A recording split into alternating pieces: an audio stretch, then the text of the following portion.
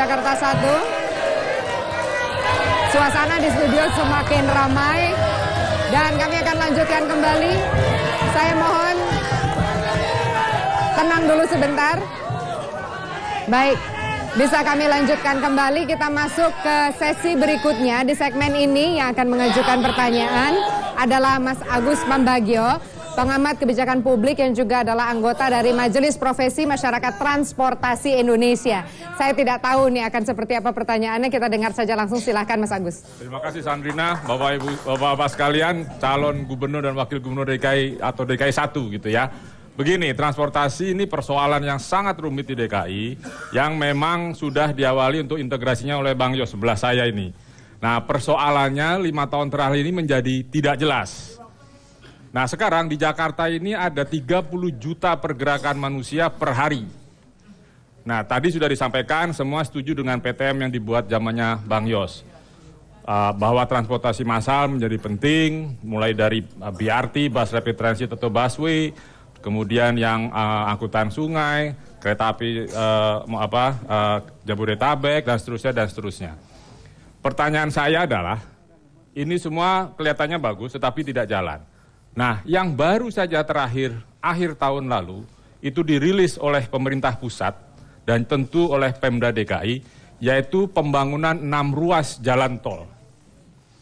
Pertanyaan saya, apakah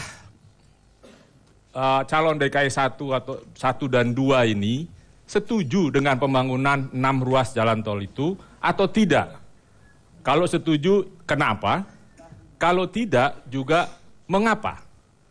Ini yang saya minta dijawab singkat, jelas, tapi cukup detail. Baik, Anda punya kesempatan untuk menyela langsung nanti atau mengarahkan kembali kalau Anda merasa kurang puas. Saya mulai karena ada satu bakal calon gubernurnya di tengah. Kita mulai kembali dengan urutan seperti tadi dimulai oleh Bang Yos. Silakan dari Bang Aji, kemudian kembali ke Mas Basuki, kembali ke Bang Bim, kemudian baru ke dua kandidat yang lainnya. Bang Aji, waktunya 2,5 menit dimulai dari sekarang. Saya tidak setuju. Pergerakan itu di bawah tanah. Kehidupan itu di atas tanah. Sehingga di atas tanah itu adalah ruang terbuka hijau.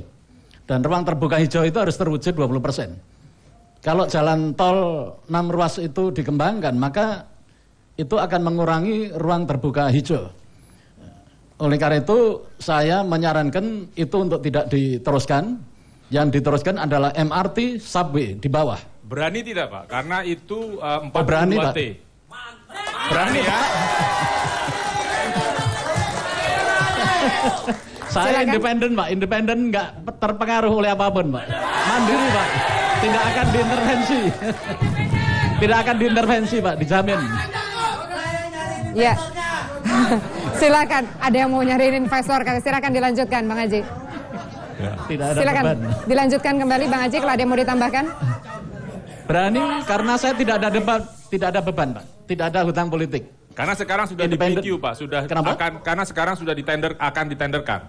Jadi itu kan dari Menteri PU turun ke bawah. Nah, artinya Bapak harus Bang Endardi harus bicara juga, harus menekan juga pemerintah pusat. Karena ini sudah yang dulu diusulkan oleh Bang Yos juga loh, itu program 6 ruas jalan tol.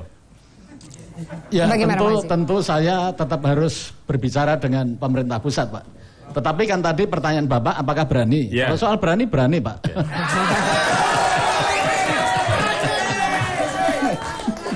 Ya, ada yang mau ditambahkan? Silakan berkaitan dengan urusan dengan pemerintah pusat. Bang Haji? Enggak. Tidak? Baik.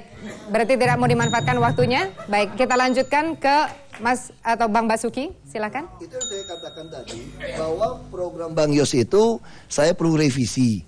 Nah, jalan tol dalam kota ada 6 itu cuma 2 ruas yang layak. Itu adalah dari Sunter ke Semanan, Sunter ke Bekasi, itu boleh. Tapi yang 4 itu nggak bisa. Kenapa? Ini betul-betul mengambil hak warga Jakarta. Kita membayar pajak kendaraan bermotor, masa di dalam kota kita mesti bayar lagi. Ini jelas melanggar etika publik, melanggar haknya rakyat. Anda Makanya yakin itu dalam akan kota bisa beres? Anda yakin dengan 2 ruas itu juga akan menolong? Karena menurut saya itu tidak menolong gitu. Tapi kalau Anda ya, bisa... kalau maksud saya itu kan kita nego, Ya. itu putusan pusat. Kalau mau dipaksakan, saya katakan yang boleh disetujui cuma 2. Itu saya katakan kita nggak bisa alasan selalu bilang menolak juga gitu Pak. Ini untuk penguraian kemacetan tadi. Maka kami selalu punya keyakinan kami mau pindahkan penduduknya, mobilitas penduduknya yang harus diatur, bukan hanya nambah kendaraannya. Nah, kenapa kami yakin bicara dengan pusat segala macam?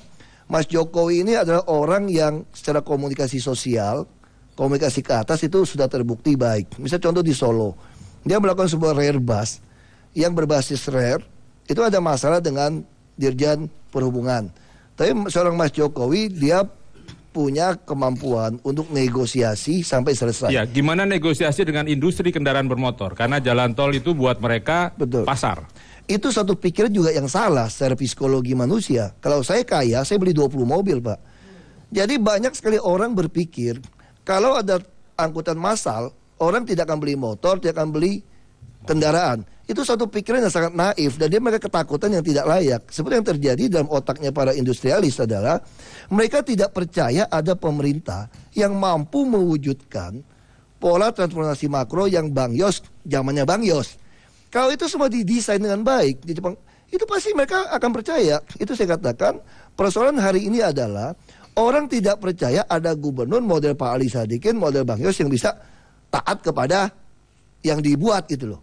Nah, kami menawarkan diri bahwa kami akan taat kepada itu. Ini berbicara rekam jejak. Jadi saya pikir warga Jakarta harus cerdas. Kalau ngomong program mirip-mirip semua lah semua. Kalau sudah ada yang makro sudah ada. Yang perlu dilihat adalah karakternya teruji enggak, rekam jejaknya teruji enggak.